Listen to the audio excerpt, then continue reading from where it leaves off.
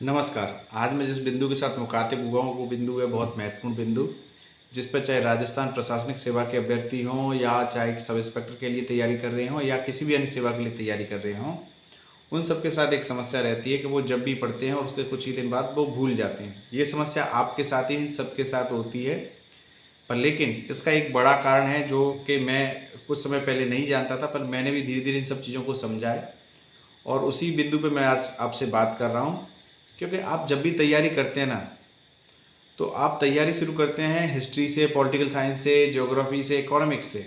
चाहे अभी जो आरएस के स्टूडेंट्स हैं जिनसे मैं लगातार रोज़ाना बात कर रहा हूँ, वो भी इसी बिंदु पे लगातार इसी से बात करते हैं और यही उनके प्रश्न होते हैं कि हम सर भूल जाते हैं।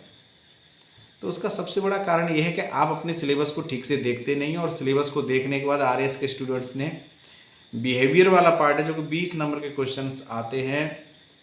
यदि आप मेंस की तैयारी मेंस देंगे तब आपको पता चलेगा कि 20 नंबर इतने सिंपल हैं, यदि ठीक से इनको 3 से 4 बार रिवाइज कर लिया जाए तो ये आसानी से आ सकते हैं। पर लेकिन हमने ऐसा एक प्रोपेगेंडा क्रिएट किया है कि हम उसके बारे में कभी बात ही नहीं करते। हमें लगता है कि वो चीज़ हमें समझ में आती ही नहीं है।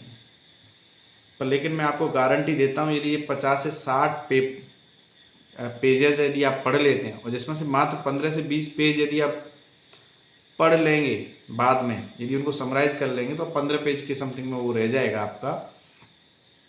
तो आपके 15 आउट ऑफ 20 में से 15 नंबर आने की पूर्ण संभावना है, जो कि पूरे पेपर में ये रेशियो कहीं पे भी नहीं निकलेगा आपको थर्ड पेपर में। तो ये अब कई स्टूडेंट सोच रहे होंगे आपने तो सबके लिए बात की, तो मैं इसलिए कह रहा हूँ क्योंकि बिहेवियर में एक पार्ट आता है जिसका नाम है बुद्धि और दूसरा है उसी का पार्ट है स्मृति और विस्मृति के कारण। यदि आप स्मृति और विस्मृति के कारण पढ़ लेते हैं तो आपको समझ में आएगा कि किस तरीके से चीज़ों को, कंटेंट को बरकरार बनाए रखा जा सकता है और एग्ज़ाम में ठीक से उसके मार्किंग करवाई जा सकती है। यदि कंटेंट आपके पास है तभी मार्किंग होती है। क्यों? कंटेंट है तो आप डायग्राम भी बना सकते हैं, कंटेंट है तो आप पैराग्राफ में भी लिख सकते हैं, कंटेंट है तो आपको बुलेट फॉर्म में भी आप उसको लिख सकते हैं।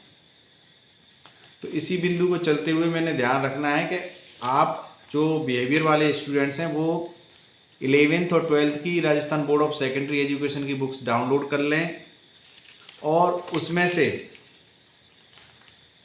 11th वाली बुक्स में से 11th वाली जो बुक है उसमें से चैप्टर 6, 7 और 9, 6, 7 और 9, 6, 7 और 9 आपको पढ़ना है और 12th वाली बुक में से चैप्टर 1, 2, 3 पढ़नी है, यानी बुद्धि, व्यक्तित्व, अधिगम, अभिप्रेरणा, प्रतिबल, प्रबंधन। कहाँ से पढ़ना है? कक्षा 11th से 3 चैप्टर हैं, 6, 7, 9 और बुद्धि, व्यक्तित्व, प्रतिबल, प्रबंधन पढ़ना है कक्षा 12वीं की किताब से, जहाँ पे 1, 2, 3। ये तो हो गई बात आरएएस में बिहेवियर वाले पार्ट को कहाँ से पढ़ना है। वहीं से आप अपने रिवीजन के लिए पॉइंट बना लेना। आपको ये भी समझ में आ जाएगा कि शॉर्ट नोट्स कैसे बनाए जाते हैं। ठीक है, शॉर्ट नोट्स बनाने का आइडिया भी आ जाएगा। अब मैं बात कर लेता हूं कि जो मैंने अभी हेडिंग लगाई कि SQ4R क्या है। किसी भी स्टूडेंट्स को जब भी पढ़ना चाहिए ना तो उसको सर्वे करना चाहिए कि हमको क्या पढ़ना है और क्यों पढ़ रहे हैं उसको। तो सबसे पहली बात आती है उसको सर्वे कर लेना चाहिए, हम किस कंटेंट को पढ़ने जा रहे हैं। दूसरी बात आती है जैसे ही आप कंटेंट को पढ़ने जा रहे हैं तो आप प्रीवियस ईयर्स के क्वेश्चंस को पढ़ लीजिए और आगामी ईयर्स में भी बहुत सारे मॉडल क्वेश्चन पेपर्स आपको मार्केट में उपलब्ध होते हैं, आप उनको ले आइए। एक बार उन क्वेश्चंस को गो थ्रू हो लीजिए। जैसे ही आप गो थ्रू होंगे तो आपको समझ में आ जाएगा कि किस तरीके से क्वेश्चंस आते हैं।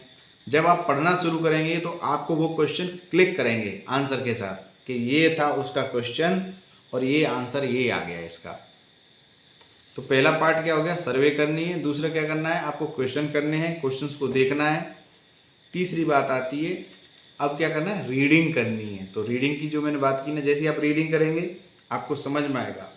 अब आपने जो रीडिंग कर ली है उसको एक बार आप बैठ के खुद ही व्याख्या करके देखिए। रिसाइट बोलते हैं जिसको। पहला S हो गया सर्वे, दूसरा हो गया क्वेश्चन, तीसरा 4R है ना, तो पहला R हो गया रीड, दूसरा R हो गया रिसाइट, जो आपने पढ़ा है उसकी व्याख्या कीजिए, रिसाइट करना।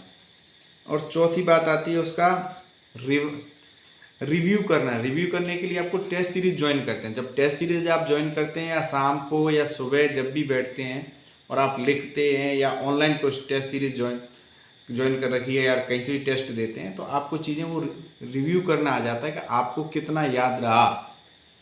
और एक बात होती है उसको फिर रिफ्लेक्ट करने के लिए बात, जब भी आपने वो सब चीज़ें पढ़ ली हैं तो आप कहीं पे भी बात कर रहे हैं या कोई दूसरी सब्जेक्ट को भी पढ़ रहे हैं ना, तो आप उन चीज़ों को इंटरकनेक्ट करना सीख पाए, करने शुरू कर देंगे ना, तो आपको चीज़ें बहुत दिनों तक याद रहेंगी। ठीक है। और इन सब चीज़ों के लिए और अधिक जानने के लिए आप कक्षा 11वीं की Rajasthan board of secondary education की मनोविज्ञान की जो किताब है उसके चैप्टर 6 और 7 को पढ़ लें, तो आपको बिल्कुल समझ में आ जाएगा कि किस तरीके से चीज़ों को याद रखना है। तो thank you my dear friends. यदि आप उसके बारे में जानना चाहते हैं तो आप मुझे डायरेक्ट कांटेक्ट कर सकते हैं, कमेंट कर सकते हैं, और इसके साथ साथ अन्य जगह पे भी संपर्क कर सकते हैं। और मैं आज आशा करता हूं कि मुझे कोई और कोचिंग इंस्टीट्यूट आज कॉल नहीं करेगा, नहीं कोई मुझ पर दबाव बनाएगा कि ये वीडियो डिलीट कर दीजिए।